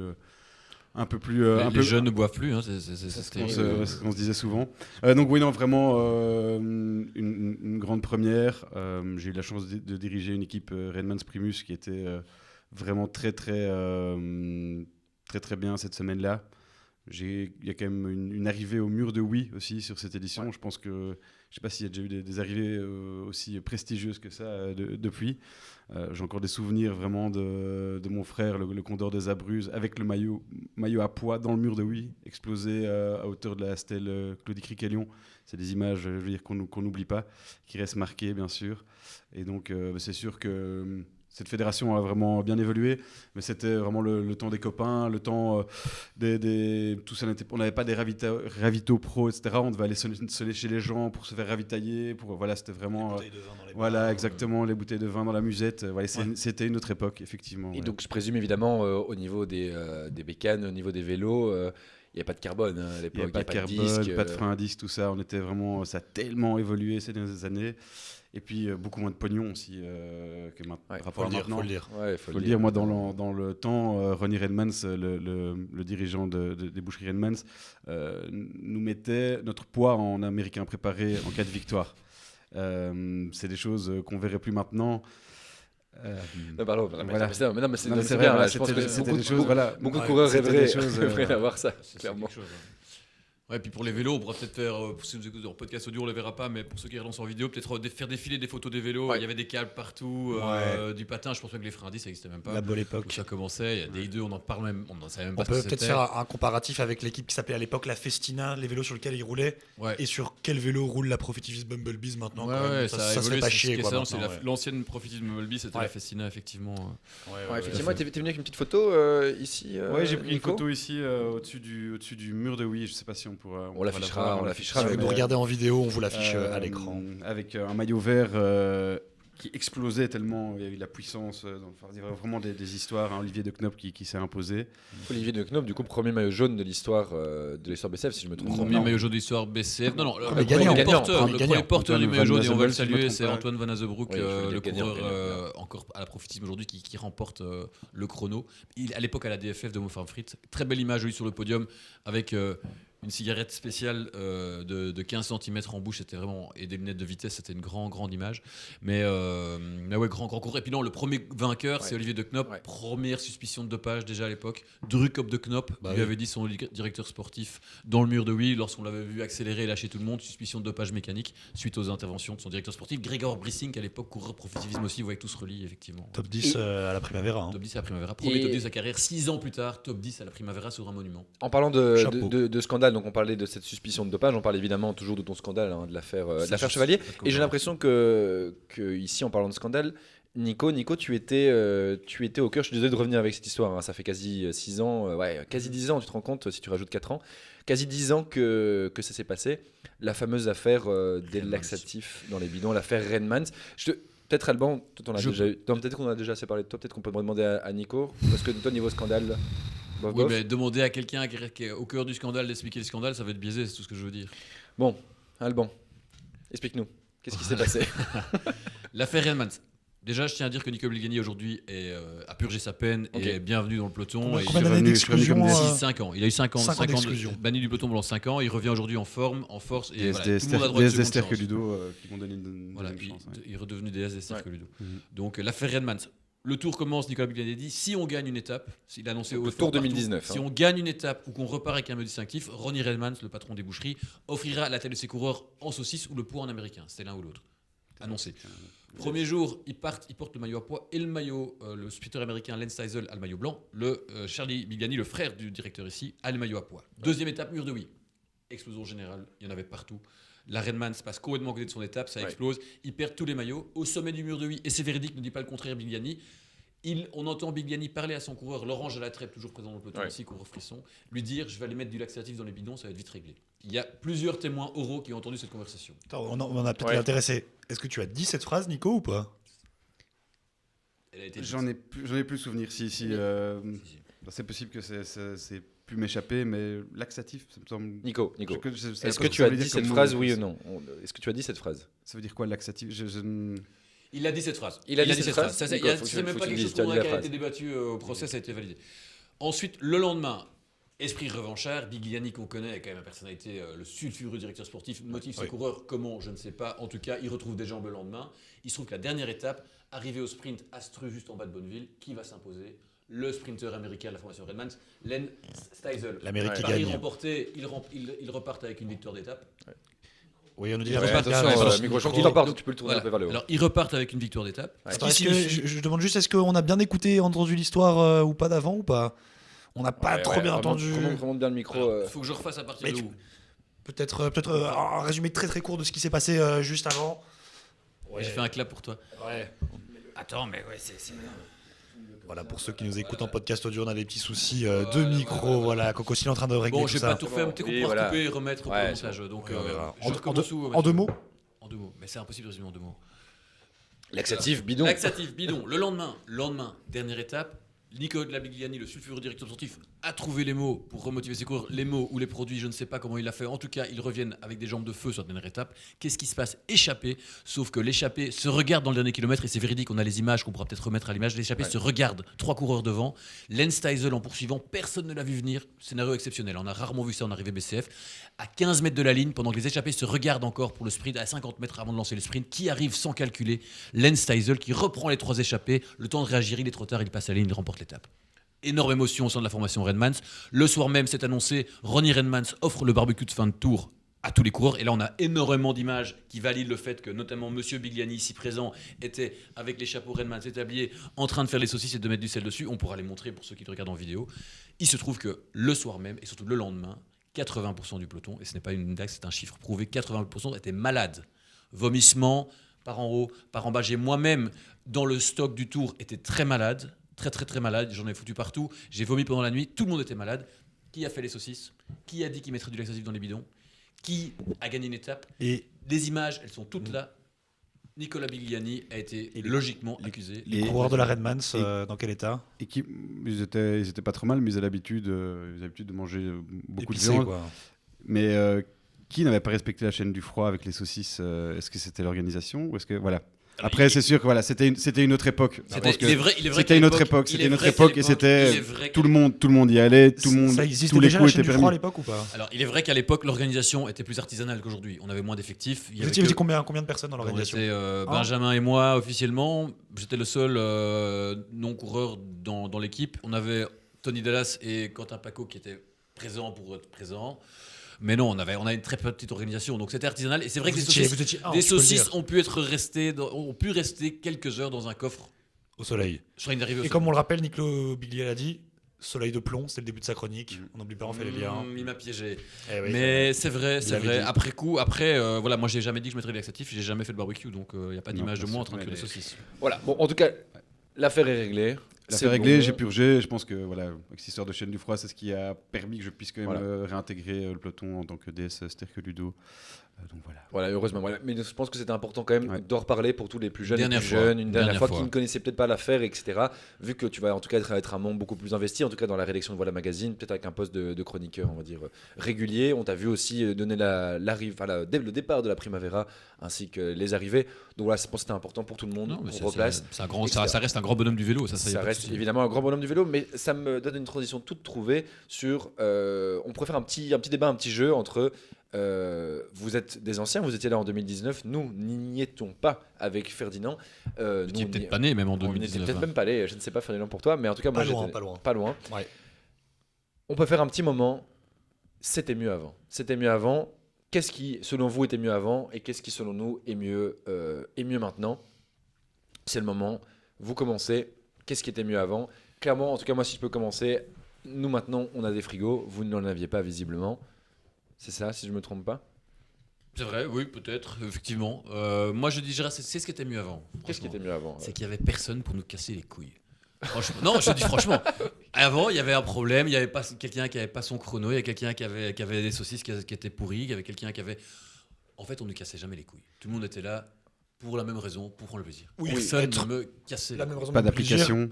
être à poil tout le temps. C'était Oui, ça à l'époque. on hein, sait Belgique. qu'à l'époque, On le vous étiez savait. à poil. Aujourd'hui, on peut plus rien faire, on peut plus rien faire rire, on peut plus rien dire. Et Oui, c'est- oui, non, on mais a- c'est- il y avait et de c'est tant mieux. l'humilité, oui, Et il y c'est avait tant de mieux l'humilité. qu'on peut plus rien faire, plus rien dire. Parce que toi, tu dis qu'il n'y a personne pour casser les couilles. Moi, je peux te dire que maintenant, à la BCF, on a surtout beaucoup de gens pour nous aider. Et il y a une erreur comme les saucisses, etc. On n'est plus une équipe de deux. Il y a toute une team. Dès qu'on dit si chacun prend une table, un banc, on a 50 coureurs, coureuses qui se lèvent, qui prennent tous des tables, des bancs. Mais on C'est quand n'avait même bien même mieux, pas c'est de quand même banc. bien On mieux n'avait maintenant. même pas de Non. banc. On n'avait même pas de banc. On s'asseyait par terre, on jouait à pétanque, on chipotait pas. Il faut aussi, il pleut. Enfin, il n'y a pas plu, mais non, C'était vraiment les plaisirs simples. Tu vois ce que je veux dire? Les plaisirs simples, hein, Nico, je ne me trompe pas. hein. Taper la boule avec Michel Sabourin, par exemple. Michel Sabourin était présent. Bah, Michel C'est Sabourin. c'est toujours le cas. Donc c'était mieux avant et c'est mieux maintenant. Non, il c'est- était présent Ouais. physiquement. Il a remis un prix aux affineries de Ah, la Meuse. Bois de la Cambre, BXL Cri 2025. Bois de la Cambre 2024. 2024. Michel Sabourin était là pour remettre le chèque de la méga D'ailleurs, prime. on a un message à passer aux auditeurs. C'est vrai. Le vainqueur de la prime du Bois de la Cambre, la méga prime du Bois de la Cambre 2024, est toujours attendu chez Michel. À chaque fois que j'y vais, il me lâche pas la jambe avec ça. Donc, Et donc, s'il vous plaît, j'en ai marre que Michel me mette des tunnels avec ça. Que le vainqueur aille chercher sa prime. un bon argument, Michel Sabourin. On va toujours chez Michel Sabourin. On est toujours à bien accueillis. Eh oui. Ouais, les Ça va pas traditions, changer. tout Ça va n'est pas changer. perdu évidemment. Oui, Mais les par traditions. exemple, la dernière fois que j'ai lancé une boule de pétanque à un événement BCF, c'était autour de Bonneville 2019. On joue plus à pétanque. Alors non, On joue et plus. on va retrouver l'image juste maintenant quand tu prends le maillot noir après la deuxième étape du Giro Ouais. de Normandie. Il y a une image de toi qui lance la boule. Si vous nous regardez en vidéo, elle s'affiche maintenant sur votre écran. Et je présume qu'en 2019, les routes, vous n'aviez pas l'autorisation, vous faisiez ça un peu n'importe comment. Et Combien de du coup, signaleurs il y avait Combien de signaleurs autour de combien de Alors, motos bah, il y combien de- avait Il y a quand même zéro quelques bénévoles, signaleur, hein. zéro moto, zéro autorisation, zéro assurance. Et On combien me de- cassait pas les couilles. Et combien de S Nous, on a 3 S maintenant. Il y avait Vous en avez déjà, combien les 3 S. Les 3S, c'était Dès le évidemment, départ, ça, je veux évidemment. dire. De La petits sécurité. S minuscules, les S. Non, on peut rigoler avec beaucoup de choses, mais la sécurité, ça, elle y était, elle a Ouais. toujours été. Ouais. J'étais Ça, moi-même dans les euh, voitures. bah, c'était moi. elle est toujours là. Voilà. Bah oui, Ça, parce que c'est un nous- point commun, parce que nous, ça n'a- nous, c'est quoi? Nous, c'est 30-40 signaleurs Oui, et c'est- quasi ouais, le même nombre de motos. Ah, plus, on a plus, 100 hein. personnes, on a 100 personnes aujourd'hui. Au hein. moins 100 personnes. Mais non, focus. mais- Moi, je parlais sur un tour. Je parlais sur un tour. Ah, un tour, Ah, c'est sur un un je tour, comprends, c'est c'est plus un petit tour, qu'un pour classique. 45, 50 personnes. Oui. Mais c'est vrai, bon, ça, c'est quelque chose, c'est exceptionnel. Je reconnais aujourd'hui l'encadrement qu'il peut y avoir sur les classiques, mais en tant qu'organisateur, Ouais. c'est beaucoup plus d'efforts, de charge mentale, etc. Alors qu'à l'époque, le matin, on changeait le parcours, on est passé par des routes dégueulasses, des graviers, il y avait des crevaisons partout, tout le temps. C'était comme ça, tu vois. C'était comme ça. Et Oui, c'était et c'était à le vélo. l'époque, c'était 120 km. Aujourd'hui, il y a un demi-pavé au national. J'ai 53 messages. C'est quoi ces routes, etc. Voilà. Ouais, bon, ça, je vais te rejoindre là-dessus. Mais moi, je pense que surtout que c'était peut-être mieux avant, plus simple. Mais maintenant, avec l'ampleur qu'a pris la fédération, le budget aussi fatalement qui augmente, on peut faire des choses exceptionnelles. Je te rappelle, c'était il y a 2 ans. Donc, c'était quand même déjà il y a longtemps, le week karting. Pouvoir avoir une piste, une arène comme ça, les lumières, etc. De faire vivre cette ambiance à un peloton BCF. Tu aurais rêvé de ça en 2019. Tu pensais pouvoir faire ça en 2019? J'ai un mot qui va lui reclouer le bec. Spa-Francorchamps. Tu loues Spa-Francorchamps avec tes 20 Spa-Francorchamps. potes. Spa-Francorchamps. Tu loues pas Spa-Francorchamps. Hein, et ça, Les émotions, c'est pas Francorchamps. Et là où je ne te rejoins pas, c'est que je trouve que dans tout ce qui est les after rides, les moments un peu, on va dire communion, après communautaire, on vit toujours des moments intimes chouettes. Pas plus tard qu'à la fête chartonnaise, Invictus à la fin, après l'arrivée grandiose du millénaire. Invictus en petit comité, derrière, tente, les boards qui cassent les chaises, les gens qui se baignent dans les Et ils ont temps. reçu la facture d'ailleurs. Ils ont reçu la facture d'ailleurs. Ça serait jamais arrivé d'ailleurs. Ouais, casser ça, des chaises. Ça, avec- c'est un très bon exemple. avec toi et moi dans l'orga, jamais des gens seraient montés. sur cette Jamais. table. Jamais. Jamais. Jamais je ferais ça. en Jamais. tout cas. Non, jamais. Jamais. Non, jamais. Mais je pense que j'ai envie de te dire que sinon, ce que tu me décris là, c'est la moindre des choses. Être l'esprit familial, les after-rides, l'ambiance dans les endroits particuliers, cette petite communauté un peu intime qui crée que même si on grandit, on a ce côté-là, c'est l'esprit BCF. S'il n'y Ouais. avait pas ça, ce serait pas BCF ce que tu Non. me décris là, tu vois. Ça serait, Et- ce serait quoi? Le DH, le COE, toutes les Voilà, courses c'est ça. Ligue Donc 3, ça, c'est la base. Pour moi, c'est la base. Et ce qu'on a, en fait, c'est ce qu'on a vécu à Bonneville. c'était ça. Et heureusement, c'est encore ça. Oui. Mais le faire, en fait, ce qui c'est pour moi, et ça, je vais peut-être rejoindre tout le monde, en fait. Pourquoi c'était mieux avant ? Pour moi, c'est les gens qui ont fait un tour pour la première fois de leur vie pourront tous dire. Et chaque fois, en fait, on a des gens qui disent c'est mon meilleur tour, c'est le meilleur tour. En fait, là où c'est mieux avant, c'est la découverte. C'est quand tu découvres. En 2019, on a découvert ce que les gens ont découvert maintenant. En 2025, 2024, c'est quand en un coup, tu vis un tour, tu es là, c'est pas possible de vivre ça. Ouais. Et donc, pour nous, ce sera toujours le premier. Et peut-être que pour quelqu'un, c'est 2025, il dira le premier. Et qu'il y aura même débat avec un mec en 2030 ou une fille en 2030. C'était mieux avant. C'est la découverte, la claque que tu prends quand tu vis un tour. Et en fait, ça, en 2019, on s'y attendait pas. On est arrivé pour boire des bières. On savait même pas si on allait faire du vélo. On avait fait des étapes, bam bam. Et en fait, il s'est passé un truc où les étapes étaient folles. Les échappées, tout était fou au niveau du vélo. Et le vélo a pris le dessus. Et puis, il y a eu l'ambiance autour. Et ça, on s'y attendait pas. La claque qu'on s'est prise en 2019, c'est la plus grosse claque de ma vie. D'ailleurs, ça a changé ma vie. J'ai quitté mon boulot. J'ai quitté ma non, femme. mais c'est vrai, non, mais en 2019, on a pris une énorme claque. Et 6 mois plus tard, voilà, notre vie avait changé et le vélo était rentré, quoi. Et donc, Nico, toi qui n'étais pas coureur, qui étais directeur sportif, est-ce que tu t'es pris cette même claque en tant que directeur sportif à l'époque ? Tu t'y attendais ? Est-ce que tu t'y attendais à ce que ça se passe comme ça ? Est-ce que tu t'attendais à vivre ces émotions-là avant, quand Alban, Benjamin t'en parlait ? On n'est jamais prêt à vivre des émotions pareilles. Très honnêtement, non, on n'était pas prêt et on est reparti de là. Beaucoup malade. Pas super bien. Moi, personnellement, je suis parti de là vraiment la tête haute et super heureux de cette expérience. J'aurai l'occasion cette année de vivre mon deuxième tour. J'espère reprendre 6 ans plus tard, tu te rends compte ? 6 ans plus tard, voilà, je vais pouvoir, sur le Tour des Vosges, pouvoir... ouais, ça va être un moment exceptionnel, évidemment. Évidemment, il n'y aura pas de... Voilà, oui, les chaînes du froid, tu ne seras évidemment pas en charge de tout ça. La chaîne du froid, ça c'est sûr. Mais si on parle quand même depuis longtemps, donc je vais conclure ce segment et je vais conclure par, en fait, ça n'a pas changé. On a juste rajouté des choses en plus. L'ambiance que vous avez vécue en 2019 est toujours la même dans les after-rides, les tours, les moments, et on a juste rajouté en plus de gens qui participent, plus de sécurité. Des femmes, voilà, évidemment. Surtout les femmes. La plus grande fédération amatrice de cyclisme, vous m'avez compris, féminine en Belgique. Maintenant, c'est pas rien. Donc, je pense que évidemment, tout est mieux. Rien n'est différent. L'esprit est gardé depuis 2019 et je pense que ça, c'est un bon point, évidemment. Et si je peux, parce que j'aime bien avoir le mot de la fin, donc si t'embêtes pas que je le dise encore comme ça. Je vais te placer un truc Comme ça, avant, je dirai le mot de la fin. Vas-y. Dans les 20 copains que vous étiez, combien sont encore là ? Est-ce qu'ils sont pas encore au final un peu tous là de temps en temps avec une petite classique ? Alors, il y a encore l'araignée notamment, Romain Dufresne. Romain Dufresne. Tony Dallas a pris sa retraite. Moi, il y a bien 50%, 50-60%. Donc en fait, les copains sont toujours là et au final, Ouais. ton after-ride, tu peux toujours faire la même after-ride, t'asseoir dans l'herbe à Invictus, boire une bière, lancer une boule de pétanque et fumer une cigarette magique. Et pour moi, peut-être la plus grosse fierté aussi, c'est que sur ces. Et c'est ton mot de la fin. C'est mon mot de la fin. C'est ton mot de la Sur ces 24 coureurs, Ouais. je pense qu'il y en avait 2 qui faisaient vraiment du vélo de route avant. Olivier de Knoop. Olivier de Knoop. Et ouais, c'est ça, 2-3 coureurs. Et je pense que sur les 1600 coureurs de BCF aujourd'hui, je pense que le ratio de ceux qui faisaient vraiment du vélo avant reste très faible. Et ceux qui ont démarré et découvert le vélo féminin, masculin, parce qu'une fédération plus amateur, plus inclusive, plus cool, plus relax que ce qui existait sur le circuit, ont commencé le vélo et se sont mis au sport, je crois que ça reste l'immense majorité du peloton.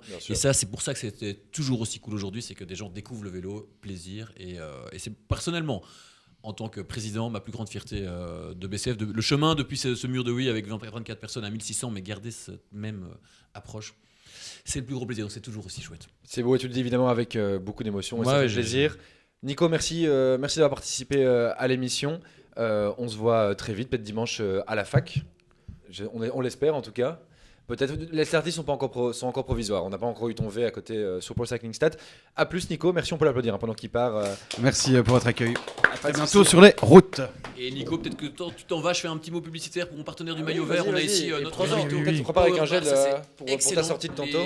Les Power Shots, c'est très très bon. J'en donne à mes enfants. C'est vraiment comme un bonbon qu'on peut manger à la maison, mais sur le vélo, ça goûte vraiment goût, c'est très bon. Donc voilà, produit Power Bar, produit exceptionnel, partenaire de vos ravitaux, partenaire de la fédération. On les remerciera jamais assez.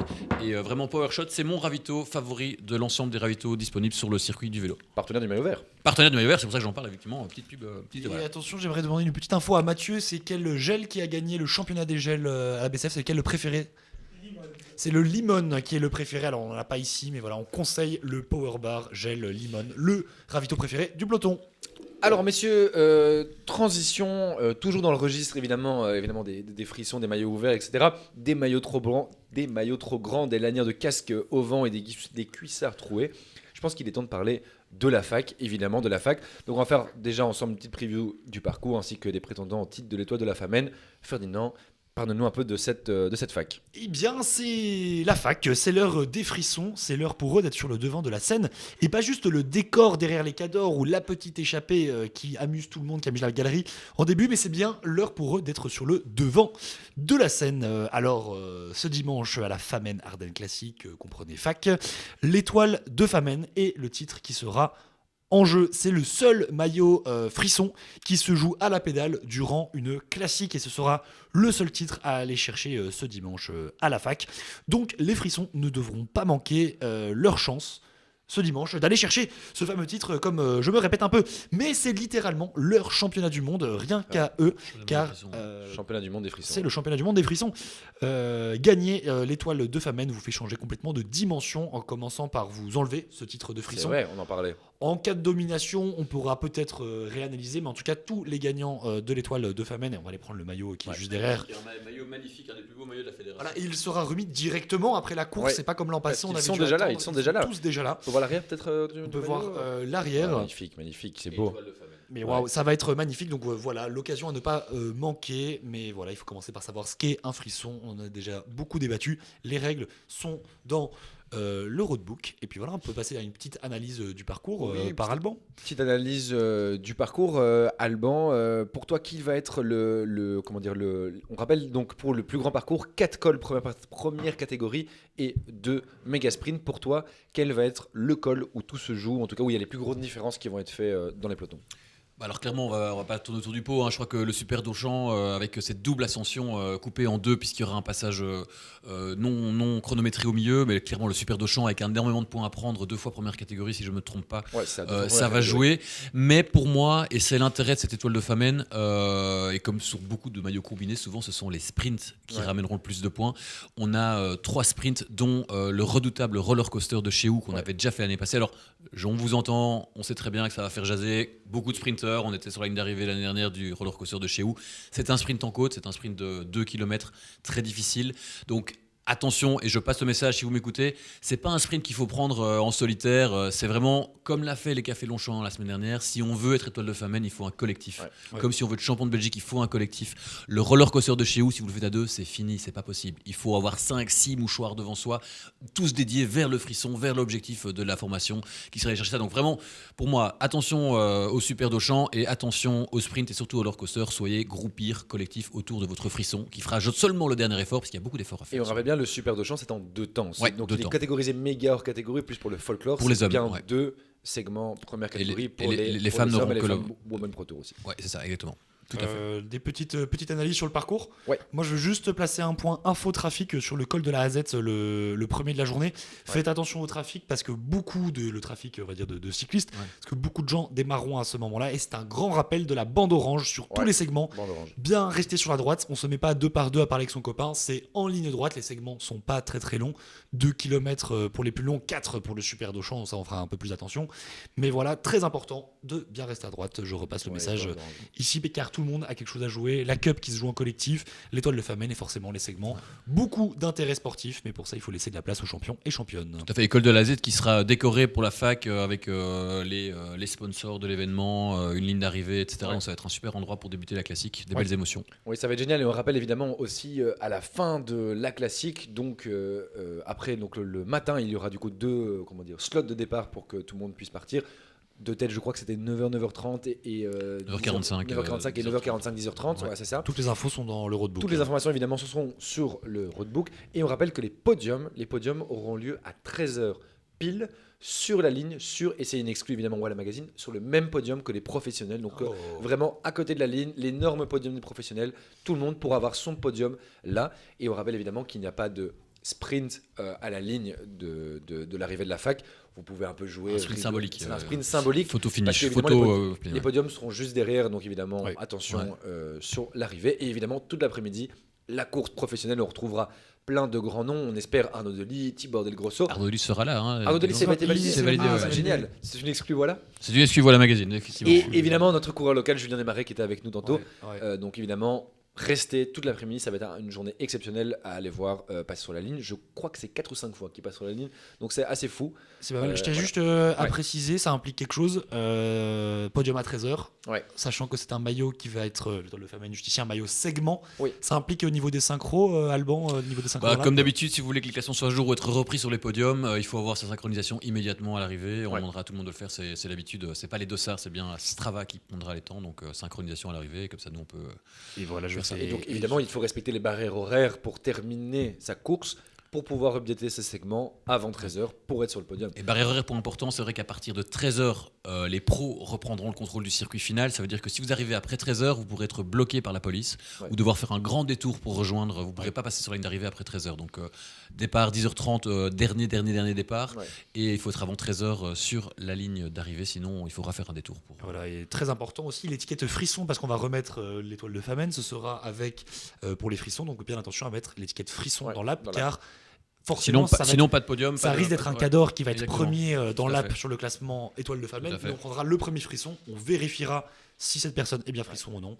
Et très bonne transition en parlant des frissons. Vous avez peut-être un petit prono de la rédac, en tout cas pour vos frissons. Alors je ne sais pas si vous devez citer tous les pelotons, mais en tout cas, dites-moi un peu vos pronos et on va conclure là-dessus. Et on se retrouve évidemment dans la prochaine émission pour voir qui aura gagné les pronos. Alors le petit jeu des pronos, je sais que moi j'ai bien préparé mon sujet, Alban a moins bien fait ses devoirs. J'ai pas fait mes devoirs.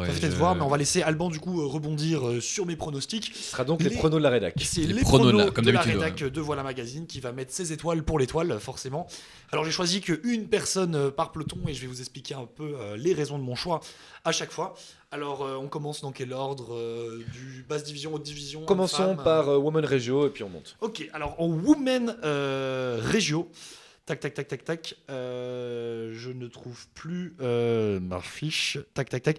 Women Regio, j'étais allé sur le côté des WhatsApp Buddy. Buddy, mais attention, je vois que ça s'est supprimé de ma fiche. Attention, c'est peut-être au verso. Mais j'étais parti sur la coureuse Laure Mignot à la base. Laure Mignot des WhatsApp Buddy. Assez bien classée, on peut aller la voir un peu dans l'app.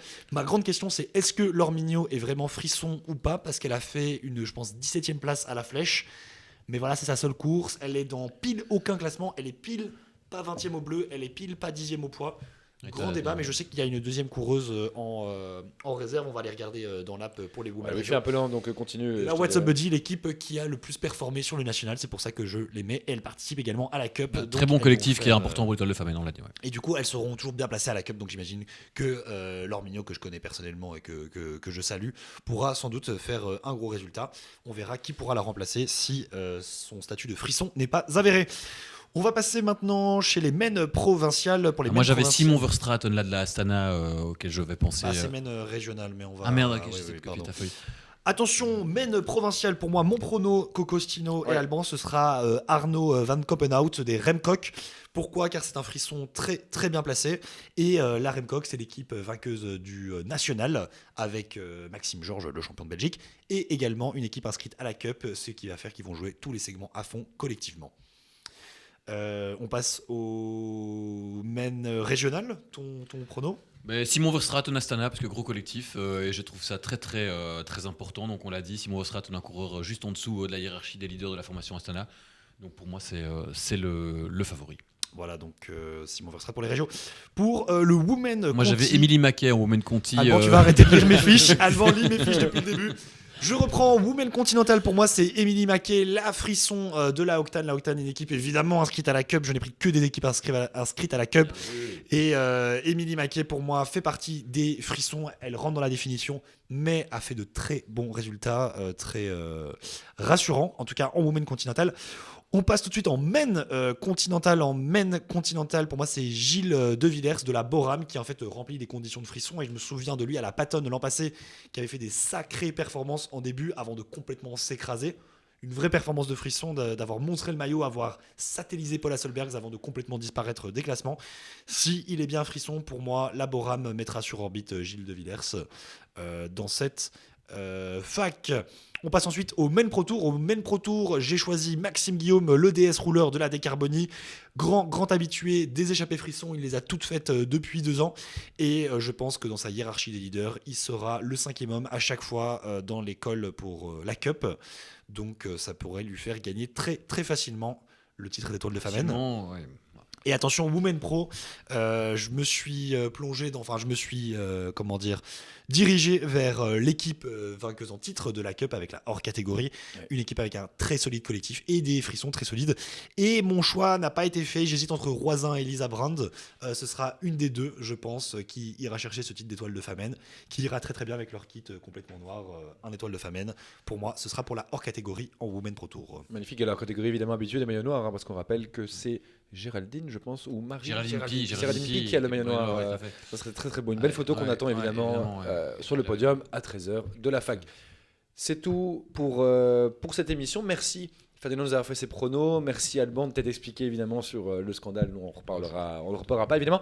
Merci messieurs pour cette superbe émission.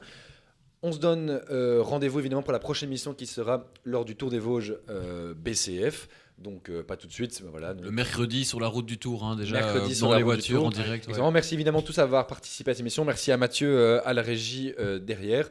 Si vous voulez en savoir plus sur le cyclisme semi-amateur en Belgique, n'oubliez pas de vous abonner au compte Instagram Voilà Magazine. Toutes les informations sont en bio et s'affichent à l'écran. Donc comme je disais, de notre côté, on se retrouve fin mai dans les Vosges pour le Tour des Vosges. Évidemment pour revivre l'ambiance Tour BCF 2019, 2021, 2022, 2023, tout ce qu'on vit depuis tant d'années.